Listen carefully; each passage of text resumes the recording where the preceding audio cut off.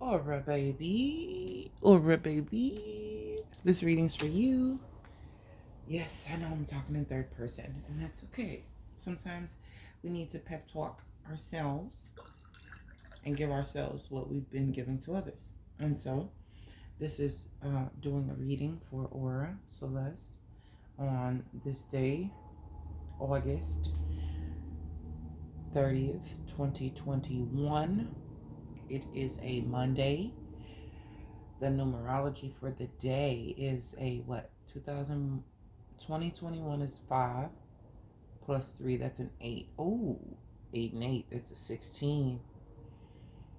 1 plus 6 is 7. Bam! My life path number. Cool. That aligns with the Chariot, but it also aligns with the Tower energy as well. The Tower is a 16 in the Chariot. And so there is progression, there is movement forward, there is momentum, hitting the ground running. It's like the ending has already started, and so it may take a little more time to demolish a building, but once you have got the momentum started and actually hit the wall with the wrecking ball, the demolition has begun. And that's kind of what I'm getting here with that energy. The overall energy here is forgiveness. It is a 96. 9 plus 6 is 15, which is still a 6. That is devil energy. So I feel that the cycle is ended and there is a new balance of harmony here because forgiveness was administered, it was given. And that was not well deserved, but a long time coming. There are certain things that have had to be forgiven, whether another person was sorry or not, whether you got closure or not. And that's okay. That's always okay.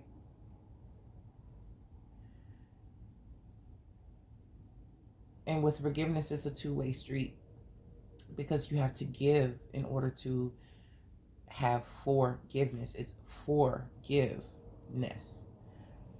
It's something that's forthcoming. It's something you're paying forward. It's something you're doing, choosing to do, choosing to have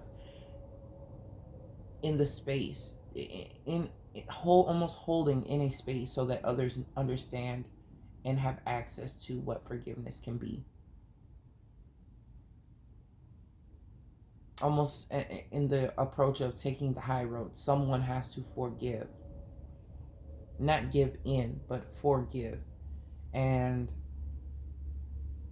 even still, even after a person feels like they have given and given and given and given, it was with much intent. So if the intent is to be forthcoming and giving, this forgiveness can really use its power and take it to the next level.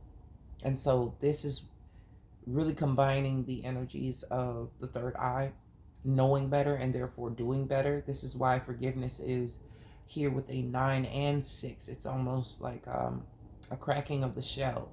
The Cancer energy would be like a 69. And so those energies would be looking towards each other. But with this forgiveness cards, the 9 and the 6 are, the tails are opposite. And so it shows things going in opposite directions, or things can finally dissolve. Whenever you have devil energy, it's going to either coagulate and come together, or it's going to dissolve and fall apart. And so forgiveness is essentially a release of, or releasing from you, being able to give.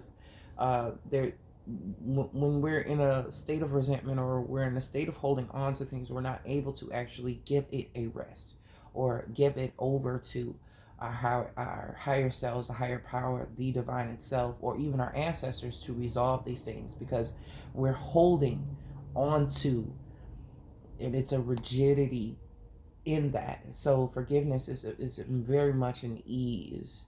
Once you're to the point of ease with it, it's like, I forgive you, but there's so much tension and tonality that still shows a holding of tension, a holding of terseness. True forgiveness isn't administered. And so we have teaching and learning. It's a 57.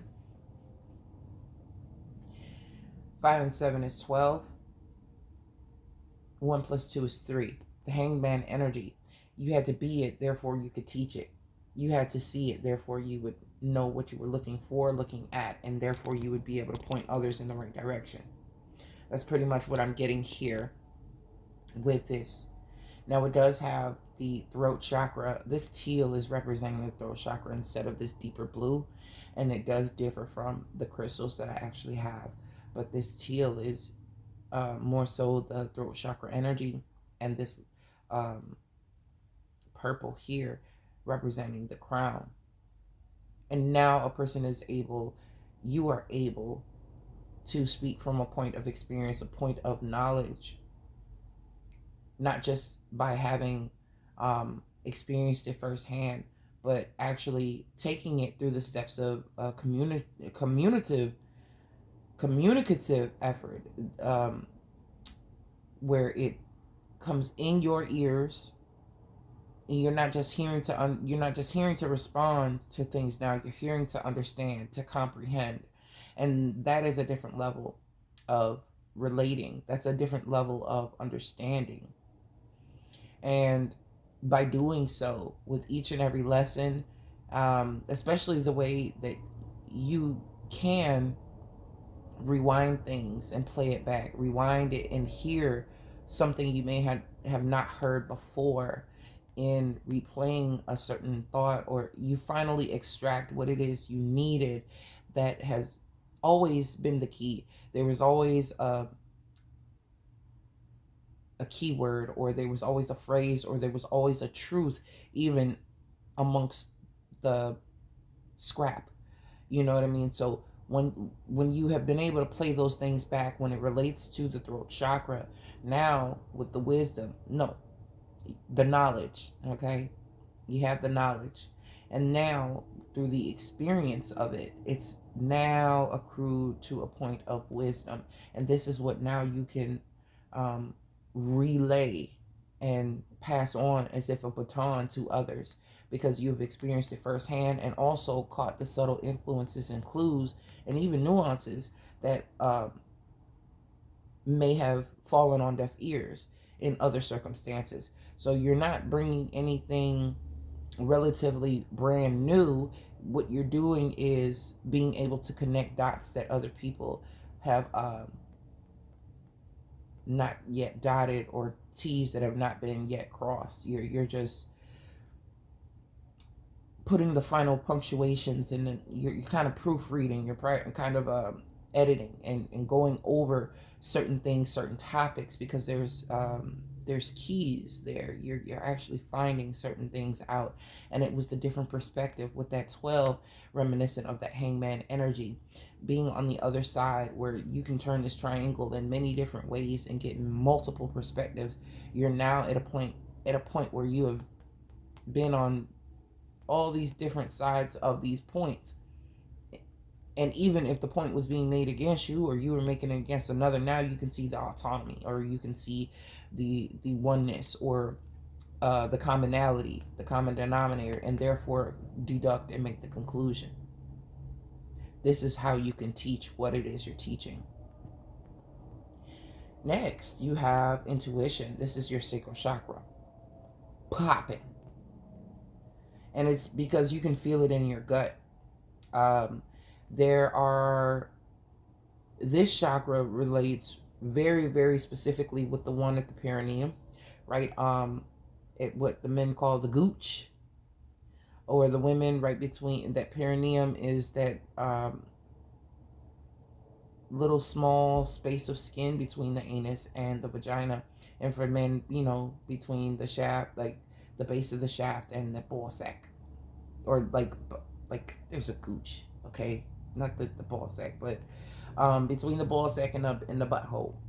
And yeah, it's kind of nasty, but there is a chakra there. Energy does pulsate and come through there. When you open up that chakra, it really does give you another layer of intuition when it comes to relating with other people, and also sexual, sacred energy. And so if it does not um, prompt you, if that particular chakra does not work in conjunction with your sacral chakra, there can be some misunderstandings. There will be some mismatch of energy. You really won't um, blend well with the energy that you're allowing in your sacral chakra when it comes to sexual natures or romantic natures. But when it comes to just being able to tap into the creativity, those spasms in the perineum region will also let you know that that intuition, that sacred center, that sacred seat of the sacral chakra is open, is flowing, is spinning at the right speed, in the right direction, in at a suitable size, at a sufficient size. If it's too closed, not much will come in or go out. If it's too wide, too much energy is coming out, and it could be a very overactive. Especially those, you don't want those organs to be overactive. You don't want excessive bleeding while you're on your menses. You don't want uh, insatiable sex drive. Like those things can be very detrimental, just like having a low libido or not being able to create and having writer's block or and things of that nature. So this is how the energy does relate to this chakra. So the speed in which it spins, the size of the vortex of it, if it's imbalanced, if it's, not too excessive, it's not too deficient, it's right where it's supposed to be. So the sacral chakra is coming up here with this 22. It's showing me that it's in an elevated state, that it's giving me ascended master vibes. Okay, so it is inner and outer are pretty much matching at this point. You're wearing almost like you're wearing your chakra centers on the outside, and it you can see it reflected in your environment. That's also that teaching and learning energy coming back tenfold to show you what you've been taught internally, and you're now being able to observe outwardly, and the effects it has on the environment around you. Environment coming in here with the 44. This is the inner and the outer, how your heart radiates around you and influences uh, those in your midst and in close proximity to your influence. Because the heart is centered, the heart is balanced, and it is giving very much like the sacral chakra. I have a lot of secondary colors here, and so these are not these are, and I would call them not muted, but introverted colors, because they're very internal and therefore they influence the external. The purple, the green, the orange, these are considered um, secondary colors. And so the environment, now if it were red and yellow and the blue of the throat chakra by itself, then I would speak on those primary colors and how those are the ones that directly affect your environment and really are the foundational plants for how you show up into this world. The way you put stand on things, do physical things, work, home, live, the way that you think and the way that you act and move during your everyday life, and the way that you speak and communicate, because this is a communicative society, communicative world. But those aren't the colors that are primarily coming up. Forgiveness, because I feel here a lot has to be just in normal everyday conversation or happenstance or encounters with people. It's, oh, excuse me, I'm sorry, bless you, you know oh, did I step on your foot? Oh, I'm sorry. Those small things count as forgiveness as well. And it's not really a seeking or desiring for forgiveness, but it's a gesture that you give first, that you're receiving a sense of almost like a pass. Like you understand that, okay, there is no harshness here, there is no maliciousness here. There is no, I want a person to know that I did not have ill intent by stepping on their foot or bumping into them or just whatever it may be. So when you think about forgiveness, think of it in that context where a person is saying, "Oh, I'm sorry," or "Excuse me," or "My bad." Like, it's given first out of a respect, but also out of not wanting to offend or harm, or wanting to make certain that a person knows that your intent was not harmful. And it's a gesture that is given when, even when you have done something, especially if you have done something. So this is what I mean by forgiveness is something that is given forth. And so here we have completion. Completion is a 9. This wraps up something quite nicely. It's like now things are harmonious and they're pretty much in sync. And it's because I feel the forgiveness card is, in this sense, exalted. And it's really showing that this has been a long time coming, that in order to even operate in this type of way with these two almost mirroring each other, but having similar colors, they both have those purple type of hues, but this is more, I think, in alignment with the soul source chakra that is well above the head. It's further above the crown. And so it's almost as if, to me, this would come in as astrological completion. This would come in as cyclical completion. It's not the karmic completion, which would be the 10 card, but it's very fucking close. Because it's not necessarily having to do with karma itself, but more so life lessons. Just operating in this third dimensional space amongst others. And the having come to a point of mastery within oneself, to where the inner and the outer starts to match and they're reflected in the intuition, but also in the environment. So where this is the difference between being kind and being nice, where niceness can be put on as almost an accessory. It's on you, but kindness is in you. There's a difference. And intuition, understanding by the way you feel, because that sacred center doesn't just pick up sexual energy, it picks up emotions of all kinds. And so with your heart being in the right place, or your heart being centered and actually in balance, you can use your intuitive seat, which is that sacral center, in conjunction with the heart chakra, to really gauge a situation and understand if a person is upset because there's a genuine dislike for the situation itself, for something that may have occurred, a certain position a person may be in, or if it's personal. This is where that chakra picks up on those types of cues. This is what gives you that emotional discernment. Because the heart is in a pure place, the sacral chakra can clearly, in this balanced state, pick up on subtle influences of emotion. They can tell it can give way to intent.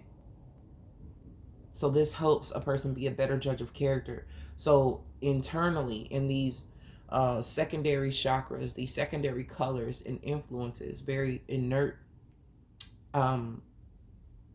innate. It's not reactive. Your active chakras, like I said, would be the primary, the root chakra with the red hue, the solar plexus with the gold, the yellow, and the throat chakra with the blue. It is very outward, very exoteric. And then this is the esoteric, that is very much internal, where the alchemy actually happens.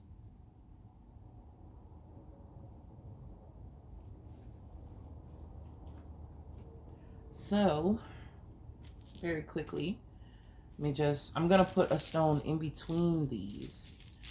and almost see like how it transitions and how it affects these chakras, because there are 4 cards out here. I've never really done it like that before. There is one of our chakras that I spoke on, the solar plexus, that is very external, very oh, there we have another one, the throat chakra. See, these things can be done in translation, and they're being translated outwardly. What is after the teaching and learning is happening inwardly. But the thing is, the heart is the focus. The heart is what pretty much has, I feel, guided and steered this whole thing to where it's supposed to be able to think with love, to speak with love, to feel with a genuine knowing of what love is, and those differential emotions and what they could stem from, or what they could actually be distortions of. The heart chakra is coming up very, very strong here. Poppington. Okay. What else? All right. So immediately when I saw this 3 of Cups is, friendships. And then I see the Sun, and I also see the 3 of Pentacles. And I really feel that there is this mirroring happening between social groups, or not social groups. You don't have social groups. You have friendships that are very close, that are very much it's triad. It's like but more so it's like not so many degrees removed. The friends you have are the friends you've had. The friends that you do speak to, or speak close to, it's not an extended or extensive friend group where you're friends with this person, but you were originally friends with this one, and this is how you met them, through them. Some people have friends that are 6 degrees removed, or 4 degrees removed from each other, and it's like, I'm this person, I'm one person, and I have this friend here, and I have this friend here, and this is my triad. This is my go-to as far as friendships go. It's very close knit. Even if these 2 people aren't sharing cups with each other, you can share cups with both of these people. And even if they were in close proximity with each other, because of their closeness and direct relation to you as a friend, it is very personal, it is very close knit. That could also be a friendship worth having. And so it's kind of reflected here in the workplace, where connections in the workplace, colleagues, there is a commonality, but also it could speak to, oh, I didn't even show the cards. 3 of Cups, the Sun, and then I saw the 3 of Pentacles. And this is like reflecting. They're pretty much mirrored, is what I was saying. With this 3 of Pentacles, what I'm seeing here is like a person who has more tenure, and therefore, excuse me, it sounded like it hurt. Where a person has more tenure, and people look to them for assessment, or look to them with those tough questions that they need solutions to, because a person is far more experienced and able to give those types of answers, or find those types of solutions. But it's also going over the game plan, or even these could be superiors having a checklist, and a person actually performing tasks, performing duties, and being assessed in that. It's as if they have an idea of what they want, but they let a person freely create or freely do, and then they look to see if it resembles what it is that they want done. So it's almost like there's some direction, but not all. There's a creative control being given here, where a person can actually put in the work, and also have their work admired by others. And these two people are different types of, they have different judge of character, so they're looking at different things within the same person. This person is represented by a friar, and this person is dressed like, well, to me it looks like a jester or a person of um, prestige, but in the royal court. And so these two people have different intentions uh, for their, for which they base their judgment. And they're both looking at this person to see, okay, this person could be looking for creativity and this person could be looking for structure. So, but they're seeing they're seeing it come out pretty much how they expected it should come out, um but giving this person the free reign to do so. There is a sense of freedom, but there's also, with the Sun card, it's as if you're on fire right now. You're able to share this expanse of energy amongst work and social, intimate, interpersonal types of relationships. When I say intimate or interpersonal, it's not even sexual. Even though the Sun would, he's naked.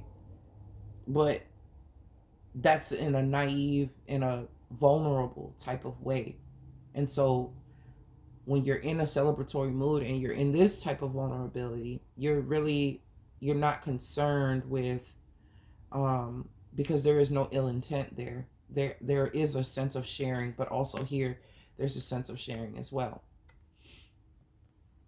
And we have the Eight of Wands. Now this, I feel, is in direct relation to what has been transpiring, the forgiveness that has been given and has been administered, not only to others in any, given circumstance, even old things that are no longer relevant, that may just still be lingering and may come up for review. And I feel that still the forgiveness is given. And so it's having this chain reaction type of energy. The Eight of Wands shows that. So now we have Emperor, and this is where either it gives a top up to a person's primary energy, or this is coming off of this Three of Pentacles, kind of buzzing when it comes to higher ups. A person's name being brought up, or a person's name being in the mouths or put in mind, almost like a reference. Like they keep hear this person keeps hearing about this person's work, or it's being spoken about or referenced to. There has something to do with this person and the Emperor. It could also be that the person is embodying the Emperor, and so they are looking at them, looking up to them. It's like, in one way, when you're training somebody and you know that their skill set may far exceed what expectation or position that you actually have. Like, you can tell when a person is highly ambitious or really like a go-getter and ready to take things to another level. They're already standing up on another level. Though they're clothed and in a position to work and put in the effort and do all the hard work, these two people are not really dressed for that type of thing. So this person will get in there and do it, but that's kind of what makes them more equipped to be in a position like this, because where they are in their stations, they really don't go much higher, because there are people above them where they wouldn't actually be able to be head of. What's above a priest or a pope? What's above a pope? God. What's above, the court jester? Like, there really is no position next. Like, if you're doing that thing, you really don't get appointed to other things. But this person really, at this point, they had a blank slate, or they had a blank canvas, and they created something that was very reminiscent of what the objective was. And there's still room for growth as far as their dress, their stature, their point of profession.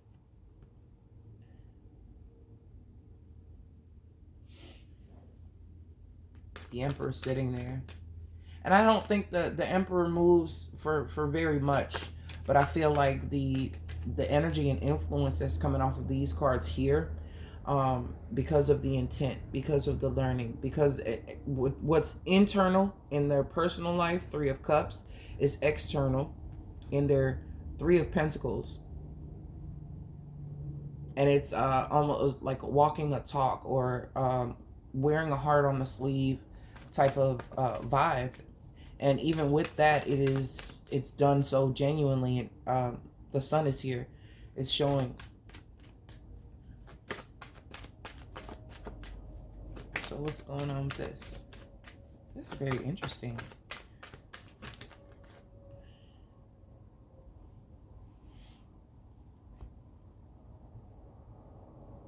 Okay. So I have the King of Pentacles, the Ten of Wands, and the Wheel of Fortune. And it's almost as if... Okay, I see. It's bringing me back to this Three of Pentacles. And this is where it becomes difficult. The reason why this person is standing on this bench already is because they've already been in a position of King of Pentacles. So coming into a new platform, they still have the memory and the stature and the presentation, the way that they do things is still very much King of Pentacles, though they're not king here in this situation. It's something that's in them, not on them. But with that comes much responsibility, having to do things that other people aren't necessarily having to do, because there's someone else who's dressed the part, who does those hard things, those rough things, the dirty jobs, gets their hands, really involved, where these people are dressed and clad in a more suited or professional manner, if that makes sense. So the dirty work or the hard part is being done by the person who is actually very familiar with the King of Pentacles position. But when it really comes down to it, they can get in there and still do it. And for that, there is the Wheel of Fortune, knowing that once a person gets to this station, the work really does become easier, because you learn how to do it more efficiently. You know how to do it in a timely manner. You know how to prioritize. You know how to get it done, compartmentalize, schedule, budget, etc. But when it comes down to the manual labor and having all of these types of things on the plate, and really having to grin and bear it, because it is responsibility worth holding, the Wheel of Fortune is now starting to turn, because the King of Pentacles hadn't had to work like this in the Three of Pentacles type of manner in quite a while. And so there was no progression. When this person was sitting as king, they were sitting as king, and they really couldn't get past that point of kingship. But having gone to a situation where they're now back in the Three of Pentacles, and now they're being assessed again, a person doesn't see them as the King of Pentacles. They don't get noticed as the King of Pentacles, but where the King of Pentacles once reigned supreme, there was also a blockage. There was also like a plateau. And so with that, this Wheel of Fortune is almost canceling out this Ten of Wands to say, now you'll understand why you only got so far before being in a king position. You're in a better position now, more so than ever, to actually advance and be recognized in a manner that would put you as emperor, because you have experience as the king, but you had not been in position to be emperor. You'd only been in position to be king. If you take on the responsibility of king, you really do have to hold on to that title for quite a while. And it is more tedious, and it's more inundated with the mundane and the monotony and the repetition for a lot longer than it would be to steadily and gradually advance performing like this. And so I see the Four of Swords here, and it's almost as if this is there's a coaching happening here where, like, because I'm getting astral travels, astral realm, the way that he is gold, just as gold is what he's laying on, and that one sort of truth is gold. These are all the facts and figures of the day. These are the things that we consider to be true or consider to have standing as fact, right? And there's still almost a feeling here. This is giving me that Five of Pentacles vibe. And so it's giving me a feeling where there's still something missing, or there's still not an understanding of why things are imbalanced, or what's not. There's still something that needs to occur here. There's still a separation between the lower self and the higher self, or the physical self and the etheric self, the higher knowing.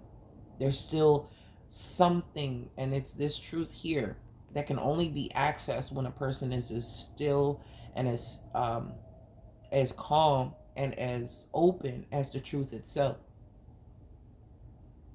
This truth here. So this is giving me meditative state. This is giving me astral realm. This is giving me Akashic Records type of centeredness. To really have to be light as a feather, stiff as a board, in order to even get close to this type of magic, to this type of truth. So I feel there's been some sense of coaching, again, some sense of coaching oneself, or being coached in the astral realm, almost like mystery school type of coaching, where a person is being comforted, but also geared to step into position, a lot of influence in the way that they're doing what they're doing. Even when it comes to forgiveness, it is transpiring overnight. And so the events of the day start to reflect what has happened and occurred in this state. Oh, Four of Pentacles.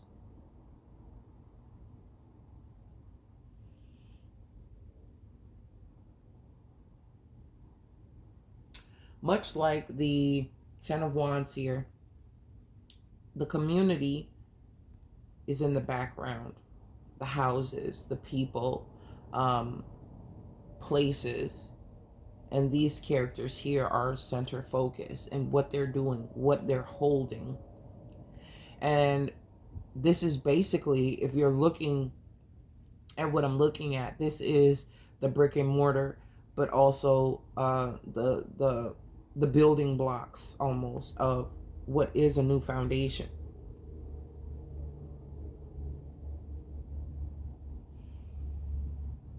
There's solid ground, but there's already, like staking claim on something solid. And in while doing so, knowing the ground is being prepped and primed, and the materials are being gathered, there is much that is still in the works, and therefore it's not being revealed. No, it's not even done. It's not even finished. You don't have a grand opening until you have the foundation set, until you do it's an official type of thing. So there's much labor, lumber, investments, work that must be put in, away from other things that have already been built. It has to be done in its own space, in its own place. So on the energetic tip, you've got servants, services, you've got materials, you've got wages, certificate. These are things that are solid, statuses and different things like that. And these can be the energetic materials, the spiritual types of things, the different components of how something works. But also now you start getting into if literally when you're building a house, you're gonna have certain things. Like the Ten of Wands is going to have the lumber, it's going to have the bricks, the mortar, whatever. This is like plotting the land, solidifying where it's going to be, breaking ground, pouring the foundation, getting the blueprint, the perimeter correct. This would be more the material that builds it up. You understand? So this is the foundation, and this is what gives it that third dimensional shape where it starts to actually take form. The responsibilities here to make all these pieces click into place. They build something. They form into something. These pieces all go together. But this is solidifying certain things, legalities, taxes, whatever it may be. It's the like commissions and all kinds of other stuff. That's what I'm getting with that. Is really giving me house and home, really quite literal stuff. Okay then. Anything else? I did just see the Fool. Yeah. Final card. Is it tried to show itself to the camera. I don't know if you saw it.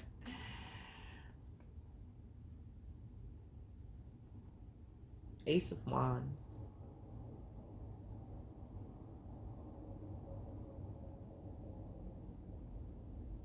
This is like finishing touches to me. What is this card? Oh my gosh. What's underneath? Two of Swords. Really not even, I don't think this could even be imagined. Like, it can't even be you can't imagine how this is going to end or turn out. It's something that you have to wait and see, because it's like once the foundation is laid and made and all of that, it's a sense of satisfaction, and it's still an admiration of what you've already, like what you've done. It's like sitting back and being with these people, no matter if it's this group or this group, but being able to sit back and be contented by your accomplishments. After the house itself is built, this would be the decoration. This would be coming in and putting in the finishing touches. The whole house is there, but now you have crown moldings, and now you have curtains and faucets and fixtures and lighting, electrical type of things. It's just really bringing a brightness. This is where a house turns into a home. Okay, enough of the home and house and stuff.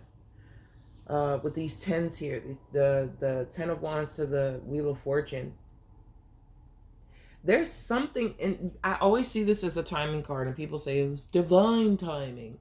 I think more so than just divine timing, it's energetic.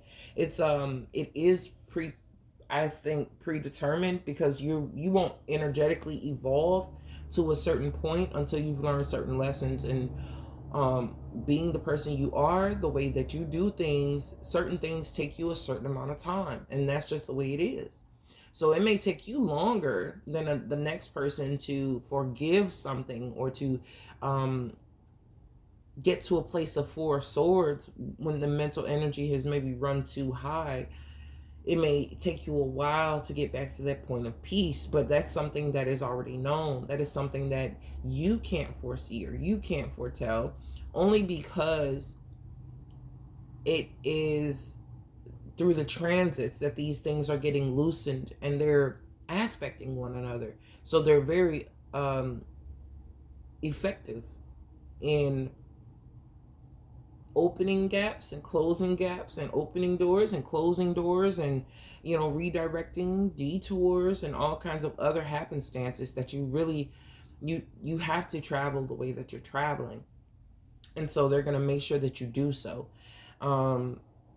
So it is a matter of timing, but it's also you are who you are, and therefore you act the way that you act until you learn, you're taught and learn another way, or you're teaching yourself to learn. You're learning to teach yourself a new way, even if that even makes sense. Oh my God, I'm tongue tied. And so you couldn't have made this decision any sooner, or couldn't have experienced this any sooner, because you would have always made the decisions that you made, even if you were forewarned. Your intuitive self, or your heart self, your heart chakra may not have been as open because the forgiveness wasn't there, and therefore you would not have made the decisions that you made. This is already known. Your higher self knows you better than your third dimensional self knows you. Subconsciously, there's a lot happening, and you may only have access to it while you're asleep. You have access to it when you're channeling or when you're getting into those energies, but it is not a 24/7 type of channeling. You do have to take a break. You do have to take a reprieve. You do have to actually sleep in order to access some of these golden jewels and gems here. Wheel of Fortune is just saying, now you've got the full measure. Like if you had to get a status bar up to a certain point before you get to the next step, that's really what you've been doing. And that's why it's been seemingly taking so long, but you had to get to the epitome, you had to get to the plateau, you had to get to this high point of pressure in order for it to be therefore simplified and reduced. And now the work is no longer as hard. Just like I said with the King of Pentacles, like there is a lot of work in this Three of Pentacles stage. And when you get to the point of being a King of Pentacles, you do plateau and you do get stuck. So the only thing to do is to go back, but this time to do it in a way where you ascend to become Emperor. Now there's a different sense of what these wands mean, what this work means. Now, instead of being the one to carry all the burden and do the hard, have everything hard earned, now the work comes to you.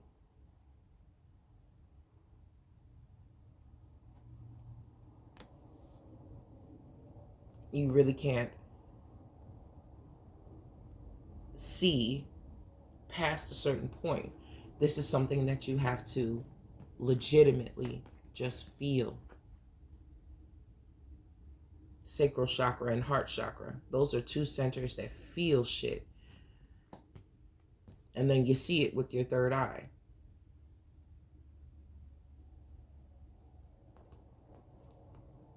Third eye.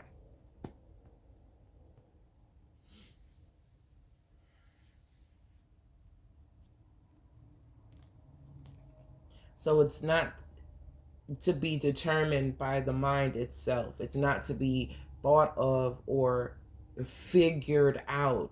This isn't something you can figure out. This is something that you really just have to use your sensory perception for. And this is why this particular energy is very resonant with the High Priestess and reminds me a lot of it. Because she can't see her way to the solution. She can't, and you know, it's like, oh, someone needs to make a decision, they're on the fence. True, that can be in some cases, but in some cases you're not supposed to know, you're not supposed to see, and you're not supposed to choose. It can be passivity, but it could also be calming the fuck down and allowing yourself to feel your way through a situation versus thinking you have to make it make sense when the Wheel of Fortune is not gonna fucking make sense. It's Jupiter. And it's also aligned with Saturn. These two, Saturn and Jupiter, are two heavy players when it comes to karma and karmic cycles, which you cannot foretell. You can use astrology to get close to, but the way that it plays out in the third dimensional realm, specifically play by play by play by play, you cannot intervene with. So this Two of Swords is telling you, simmer the fuck down. If you have the notion that it's going to be okay and things are going to be all right, and you feel that you are finally in a point of balance, this is the best time to be working, period, because your work is going to, with these balanced energies, 2244 ascended master style, with these two energies and them being very internal and therefore outternal, as above so below. So the manifestations will therefore come more so with ease than ever before. But when you're when you're logically attempting to make sense of these things and trying to get through these things and figure these things out and plan for those things, all your fucking plans will get scrapped and turn to shit. Turn to shit. All because you thought you knew better than the force and the creation and the powerhouses that affect you before you even knew so. Before you knew what a moon sign was, before you knew what your Jupiter sign was, this shit was tugging on your heartstrings and playing with your emotions and orchestrating events around you, played out by other people, and therefore the forgiveness had to be given, because why? That too was a part of the plan. They've been sitting here taking score and keeping track.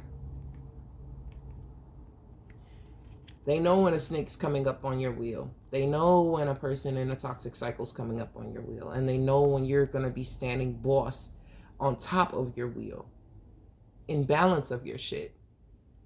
That is already known, based on the energetic and the energetic signature that you have in relation to everything else that is happening within the cosmos and the energies around you.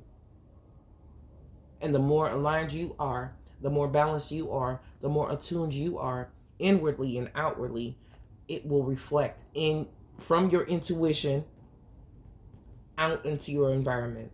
And that's what brings the completion. And when you get the Wheel of Fortune, this is always that point of purpose for me, where you will be judged, essentially, for the decisions you have made up until this point. And that is when it starts to turn, and the way it turns has been basically judged off of what you've done so far, where you are at this point.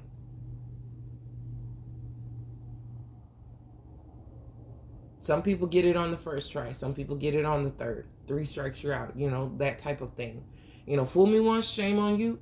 Fool me twice, shame on me. Fool me a third. Well, you ain't gonna fool me a third time. George W. Bush type shit. But guess what? You still end up doing some foolish shit just to make sure that you knew right the first time. And then a person going through it a third time and having that, they go from primary to secondary. Now you have to use your tertiary senses, where the dark night of the soul comes in. It's like, enough of that shit. I can get it the first go round. I can sense it now more so than ever, because that second time my intuition was telling me, but I wasn't quite ready to trust it. And now it's like, oh, the third time it's like, oh yeah, that's the nail in the coffin. That's it. I know what I know. So if it ever does approach again, you definitely have that strong intuition, and you can definitely suss out and sense out your environment using your heart center, using your heart space like a beacon, but also like a sonar, like picking up subtle vibrations and shit. You can tell when that stuff's coming a mile away. And even so, because of your resting state, you get a lot of messages here, and you can tell when betrayal and ill intentions are coming towards you. And you always, even then, still have that sense of protection. The fuck? This was intended to be my personal reading, but I feel like I'm reading for my group. I feel like I'm reading for my channel. And so, the fuck? I'm just going to post it to my channel. This is my bed.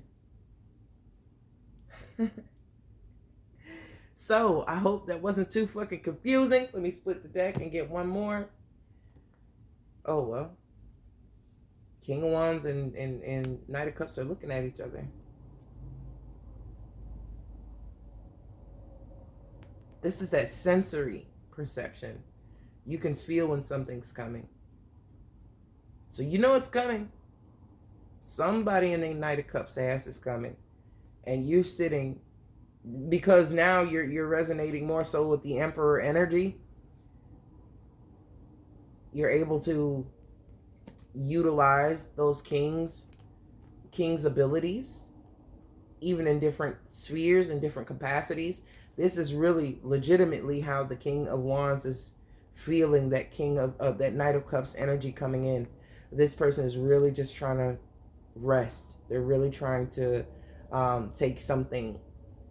I feel like it has a lot to do with that forgiveness. It definitely does. And so two people are looking at each other like this. They understand that you're king to their knight and their 9 to your queen. You know what I'm saying? They really do have that understanding. This is what they seem to have in mind, though. That you're onto something new, but they're thinking about that house, that home, and the building of it, which you have already been doing for yourself. 10 of Wands, 4 of Pentacles. Figuratively and literally. Legacy. Doing, the groundwork and really getting that shit established. But you have this carefree attitude about yourself, this sun energy about yourself. Why? Because you're living what you're living your spirituality on your skin. You're living your balance on your skin. You're living your intuition on your skin.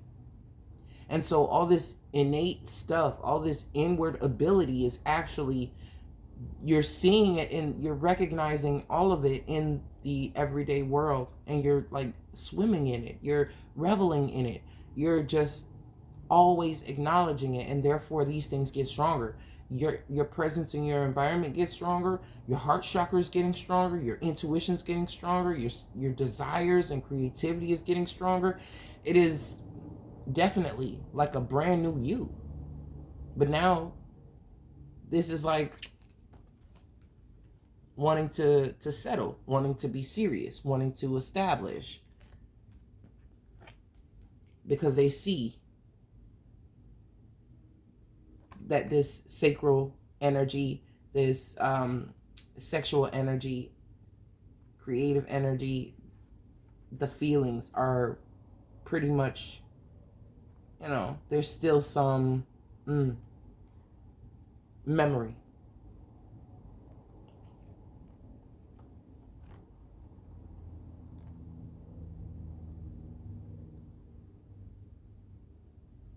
When the Knight of Cups comes in, the point of focus that you remember is the 4 of Cups,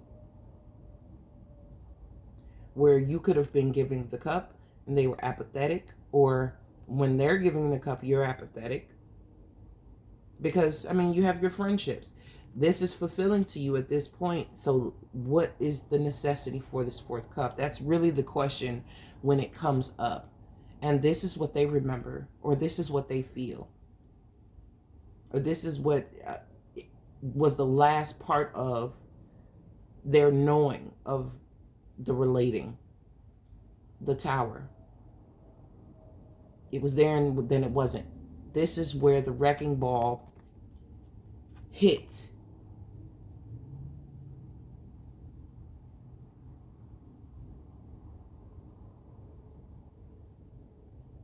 This is a 15, but its reduction is a 6. This is the 16. This is the point directly after. So whatever this was had to be forgiven, because it brought this Tower.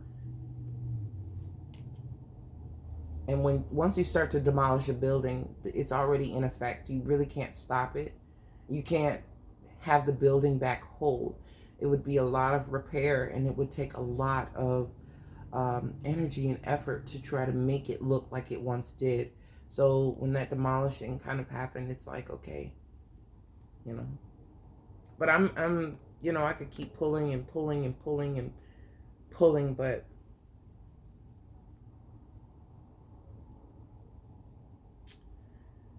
so yeah,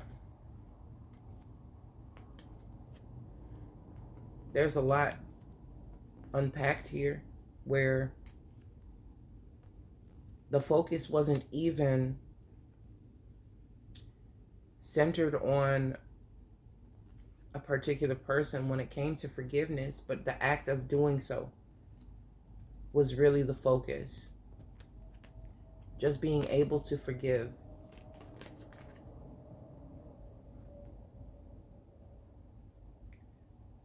But this person knows, you know, you mean business anyway. They know that when it comes to the King of Wands, he can feel shit. He senses and he moves and reacts very quickly. That's why he does have a salamander there. He is very much keen, and he is very much quick on his feet.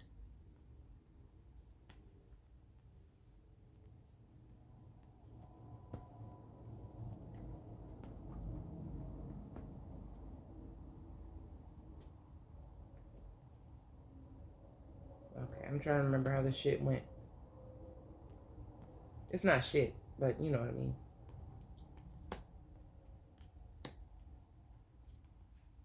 Memory like a damn elephant.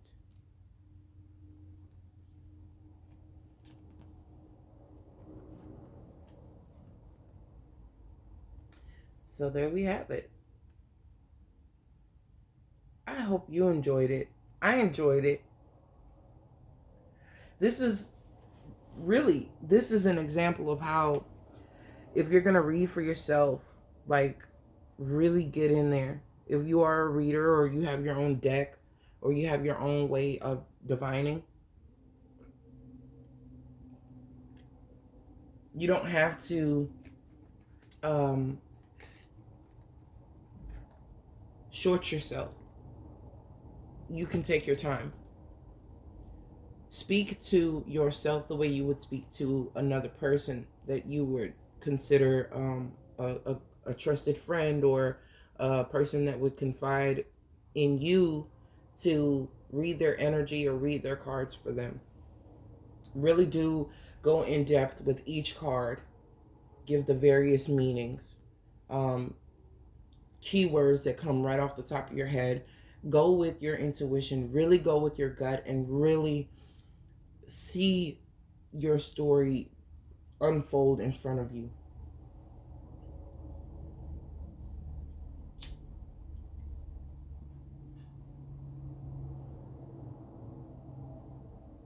Each and every time you see these cards, they will feel different. You will see them differently. It's just like using a word in 1,000 different sentences.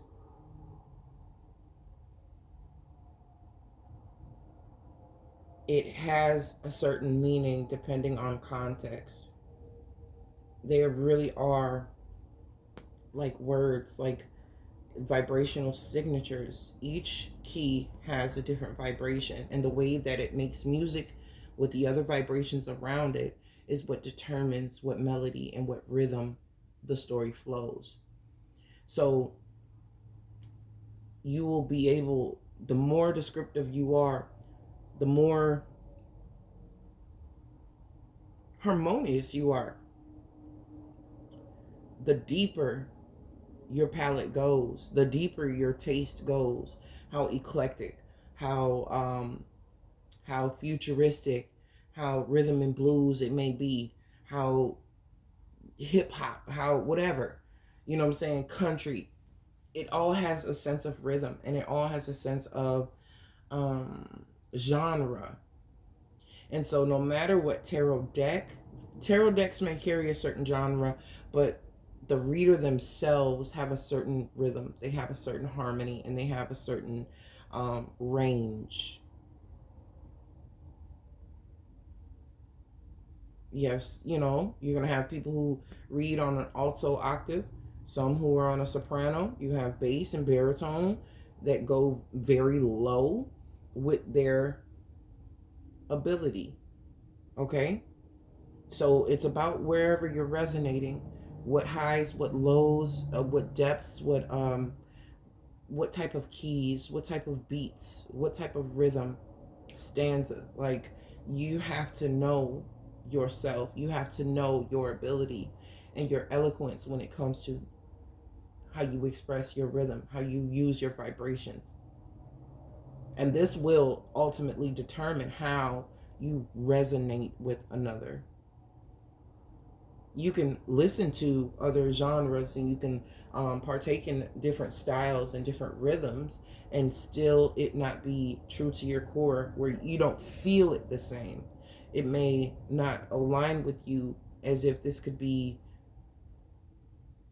your theme,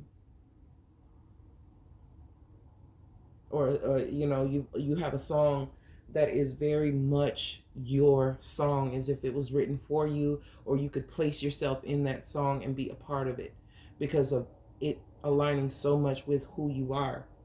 And then you have other music you just listen to for the enjoyment. Tarot is no different.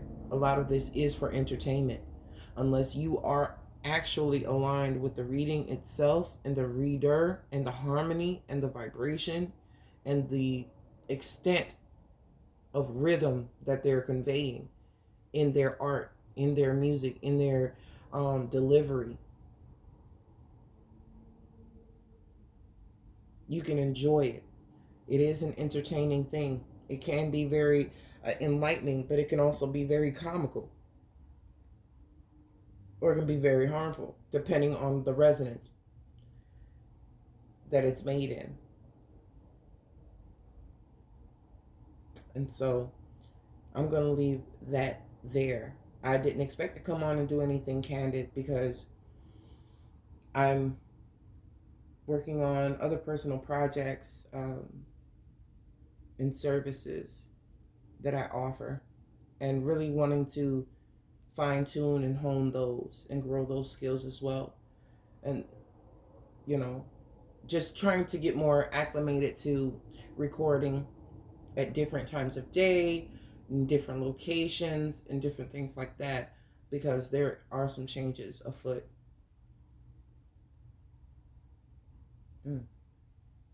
So if this resonated with you, let me know. The point of this was to record it so I could go back and listen maybe a week later, 2 weeks later. It's like, if I don't resonate with me, how could I, you know, resonate with anyone else? So I do a reading for myself in this way, or at the beginning of the year, or, you know, birthdays coming up, and it would be structured very specifically for, in a very detailed manner, to be referenced later on. And for some reason, when it's in my voice, and it's as if being channeling and bringing these messages in from my guide, if I can hear them at a later date when I'm not in channeling mind, the messages stick differently. They hit me differently, because when I channel, I forget what the hell I say, because once I say it, it's truth, it's done. I don't have to remember it. It's the lies you got to remember. Unless it's just something very important that keeps coming up. But the channeling itself, once it's said. And it's once the channel turns off, you really can't, it's not like TiVo or on demand. You don't, but if you record it, it is. So I know this video was long too, but I just kind of wanted to give you an understanding of where my style comes from. I read more off camera than I do on camera. I read cards and have cards in my hand 6 days out of the week, and with you know, a full pharmacy schedule, and amongst other things. So yeah, I mean, These babies have layers, like I say, and it's because of continual daily practice. There's a card deck almost always in my hand with me.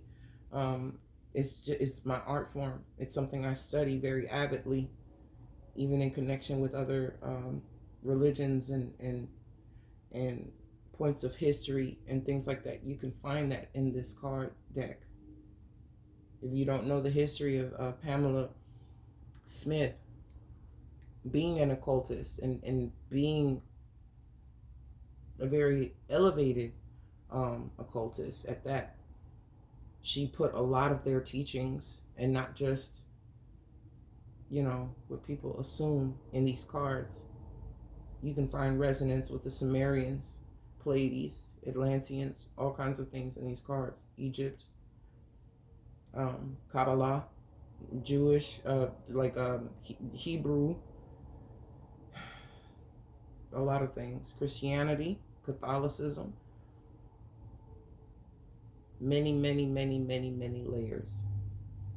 And this is why I chose this. Well, it's not why, but I understand now more so than ever why this deck is still a staple in my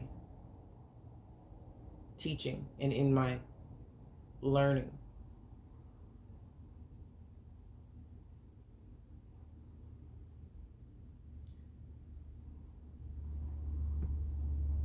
That's it. I'm gonna talk to y'all later. It's been an hour and 11 minutes. Synchronicity.